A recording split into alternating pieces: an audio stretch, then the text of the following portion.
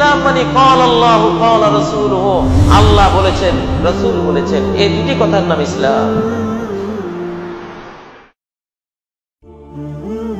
ইসলাম মানে কাজী ইব্রাহিমের বক্তৃতা নয়, ইসলাম মানে বাইতুল মুকাররমের খতিবের কোনো বক্তৃতা নয়, ইসলাম মানে কোনো পীরের বক্তৃতা নয়, ইসলাম মানে কোনো বুজুর্গের কথা নয়, ইসলাম মানে কোনো ইমামের মত নয়, ইসলাম মানে কোনো মনীষীর কোনো প্রবাদ নয়। ইসলাম মানে ক্বালা আল্লাহু ক্বালা রাসূলুহু, আল্লাহ বলেছেন রাসূল বলেছেন, এই দুটি কথার নাম ইসলাম। এটাই ইসলাম। কাজী ইব্রাহিমের কথা কোনো দলিল নয় যতক্ষণ সে কোরআন থেকে কোটেশন না দেবে, হাদিস থেকে দলিল না দেবে যে এটার এই দলিল আছে। এখানে 1 শতক জমিন কিনতে আপনারা 25 থেকে 50 বছরের দলিল ঘাটাঘাটি করেন।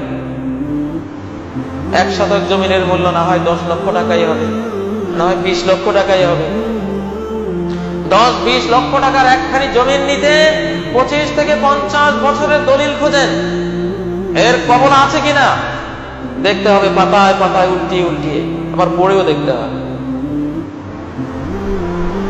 রিরাইটিং আছে কিনা, কলমের পোশাক 2 বার পড়েছে কিনা, এটা আবার কেন, বিশেষজ্ঞ রিপোর্ট লাগবে, দলিল ঠিক কিনা, সিএস রেকর্ড আছে কিনা। রেকর্ড না থাকলে এই জমি কিনা যাবে না, কারণ এটা তার কিনা প্রমাণ হয়নি।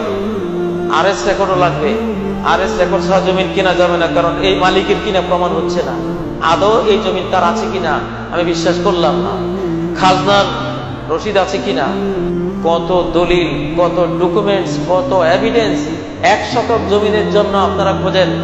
বাঙালিরা কি চালাক, রিকশাওয়ালা শুদ্ধ এত চালাক, বাইতুল মুকাররমের খতিব কাজী ইব্রাহিমেরও এত জ্ঞান নাই, একটা রিকশাওয়ালারও যত জ্ঞান 1 শতক জমি কেনার জন্য গেলে। কি চালাক, এই লোকটাই বেকুব হয়ে যায়, ননসেন্স হয়ে যায়, জ্ঞান শূন্য হয়ে যায় ইসলামের কথা বলতে গেলে। কোনো দলিল খোঁজে না, কোনো প্রমাণ চায় না, হুজুর বলেছে, বুজুর্গ বলেছে, কয় যে এটা তো একজন মুসলমানে বলেছে, আমি মনে করেছিলাম দাড়িওয়ালা টুপিওয়ালা পাগড়িওয়ালা মুসলমান, উনি কি আর মিথ্যা কথা বলবেন, আমি তো দলিল পত্র খুঁজি নেই। এই হলো অবস্থা বাংলাদেশের মুসলমান। হুজুর বলেছে আর যায় কোথায়, বিশ্বাস বলেছে আর যায় কোথায়, এটা যেন কোরআনের বাণী না। দেখতে হবে, দলিল দেখতে হবে। আপনি 1 শতক জমির জন্য এত বছরের দলিল খুঁজেন, আপনি যদি সর্বনিম্ন জান্নাতি হন, সবার পরে জান্নাতি যান, আপনি পাবেন এই পৃথিবীর মতো 10 পৃথিবী, 10টা পৃথিবীর বিশাল সাম্রাজ্য, বিশাল ভূমি আপনি পেয়ে যাবেন দলিল ছাড়া, প্রমাণ ছাড়া। এত বড় সম্পদ, মহা সাম্রাজ্য কিনে নেবেন, দলিল লাগবে না? প্রত্যেকটা মাসালা দলিল লাগবে, প্রমাণ লাগবে। দলিল প্রমাণ ছাড়া কোনটা আমরা নেব না। সর্বপ্রথম শাহ ওলিউল্লাহ রহমতুল্লাহ আলাইহি মহাদেশে এই হাদিসের ভান্ডার নিয়ে আসে।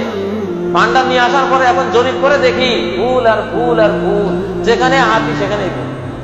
কারণ দলিল ছাড়া, কারণ দলিল ছাড়া জমিন যখন ভোগ করা শুরু হয়, দেখা যায় আপনার জমিন আমি 4 শতক খেয়ে ফেলছি, আবার উনি আপনার জমিন 3 শতক নিয়ে গেছে। কারো আইল ঠিক নেই, কেউ 10 হাত গিয়েছে, কেউ 3 হাত, কেউ 5 হাত, কেউ 6 হাত, কারো আইল সীমানা ঠিক নেই। তখন কি করতে হয়? জরিপ চালাতে হয়। এই বাংলার বুকে সব বড় বড় আলেম, খতিবে আজম, ইমামে আজম, মুফতি আজম, আল্লামা এজাহার, বড় বড় আলেম সবাই আমরা পড়েছি আলিফ বে তেসে। আমিও পড়েছি আলিফ বে তেসে, আমার ওস্তাদ আমাকে বে তেসে পড়িয়েছেন, রে জে হে খে। সবাই লক্ষ লক্ষ আলেম, সবাই। কেউ একদিনে জিজ্ঞাসা করলো না এত বড় ভুল কিভাবে করছে। কোরআন আগুন দিয়ে দেখিয়ে দিচ্ছে। কোরআনের 14 নম্বর সূরা ইব্রাহিম, আলিফ লাম রা। যেই হুজুর বক্তব্যের শিক্ষক, তিনি ফজরের জামাতে পড়ালেন আলিফ লাম রা, রা পড়ালেন। সেই হুজুরের কায়দায় সাবক দিয়ে আমাকে পড়ালেন রে। কিরে বাবা, আপনি কোরআনই তো বললেন রা, আর এখানে রে বললেন কেন? কোন দিকে যাব? কোরআন ভুল না আমি ভুল? আমি ভুল। তাহলে ভুল আছে কিনা আমাদের? অবশ্যই আছে। এখন কি কেউ হে পড়ে, কেউ কি রে পড়ে, কেউ খেয়ে পড়ে, কেউ পড়ে না। ভুল ধরা পড়েছে, সংশোধন করে নিয়েছে, আলহামদুলিল্লাহ। এইভাবে ভুল ধরা পড়বে, সংশোধন করে নিতে হবে।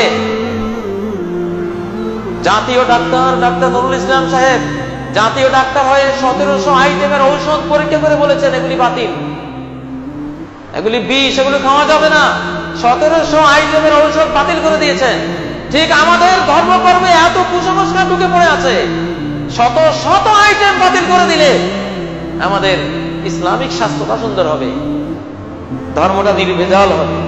কত মিলাদ ঢুকিয়ে রেখেছি, কত তরিকা ঢুকিয়ে রেখেছি, কত নকশবন্দি, কত চিশতি, কত কাদেরি, কত মুজাদ্দিদি, কত হারুনি, কত শিয়া, কত ওয়াহাবি, কত গরম সুন্নি, কত কি আমরা ঢুকিয়ে রেখেছি।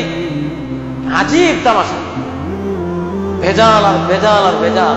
এই জন্য প্রিয় ভাইরা, ইসলামের নবজাগরণ সারা বিশ্বে শুরু হয়েছে। এখন খাঁটি ইসলাম আসবে কোরআন থেকে এবং সহিহ সুন্নাহ থেকে। কিছু পরিবর্তন দেখলে মনে করবেন না যে এটা কি করলো, হয়তো এটাই ঠিক ছিল, এটাই ঠিক আছে, কিন্তু আমাদের দেশে প্রচার পায়নি। আজ থেকে 50 বছর আগে গ্যাস নামে একটা পদার্থ আছে, আমরা কেউ জানতাম না। বাংলার জমিনের নিচে হাজার হাজার কোটি ডলারের গ্যাস পড়ে আছে, কোটি কোটি গাড়ি চলবে, স্বপ্নেও কেউ দেখি নেই, কিন্তু জিনিসটা ছিল, আছে। এখন তুলতে পেরেছি, আলহামদুলিল্লাহ, তুলেছি, ব্যবহার করছি। এখন যদি গ্যাস দেখে কেউ বলে আমার বাপ চাচারা চলে গেছে গ্যাস ছাড়া, কখনো কোনোদিন গ্যাস দিয়ে গাড়ি চালাতে দেখি নেই। কোত্থেকে তুমি এটা নিয়ে আসো, এটা আমি বিশ্বাসই করি না, এটা বাদ দাও। আরে ভাই, গ্যাস ছিল তো, শত শত বছর থেকে এটা ছিল, আমরা আবিষ্কার করতে পারিনি। ইসলামে অনেক জিনিস আছে। নামাজের মধ্যে দেখবেন আজকে মসজিদে অনেকে আমিন জোরে বলেন, এটা খনির মধ্যে ছিল, আমরা টের পাই। এখন খনি থেকে আহরণ করে আনা হয়েছে, টাটকা জিনিস।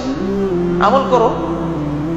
আল্লাহ রাসূল মুহাম্মদ সাল্লাল্লাহু আলাইহি সাল্লাম সম্বন্ধে সহিহ হাদিসে এসেছে, ইযা ফারাগা মিন গায়রিল মাকতুবি আলাইহিম ওয়ালাদ-দাল্লিন ক্বালা আমিন ওয়া রাফা বিহা সাওতা।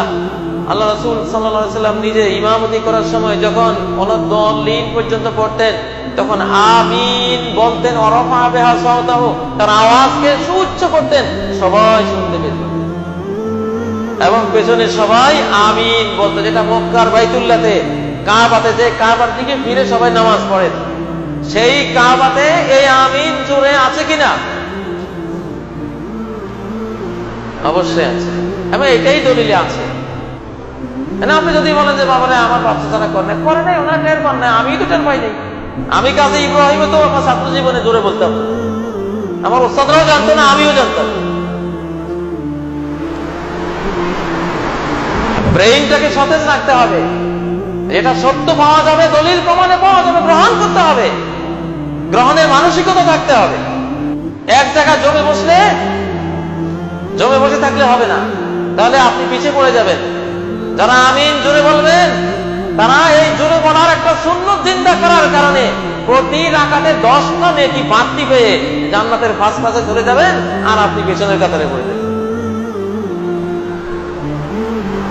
আল্লাহ নবী বলেন, মান আহাব্বা সুন্নতি ফাকাদ আহাব্বানি, আমার যে কোনো সুন্নত জানতে পেরে যে সুন্নতটাকে ভালোবাসলো, সেটা আমাকেই ভালোবাসলো। ওমান আহাব্বানি কানা মাই ফিল জান্নাহ, আর যে আমাকে ভালোবাসবে সে জান্নাতে থাকবে আমার সাথে।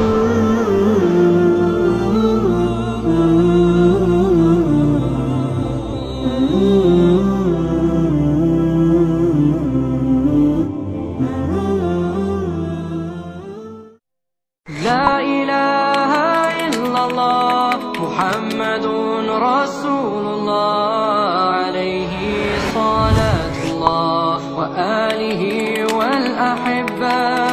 لا إله إلا الله محمد رسول الله عليه صلاة الله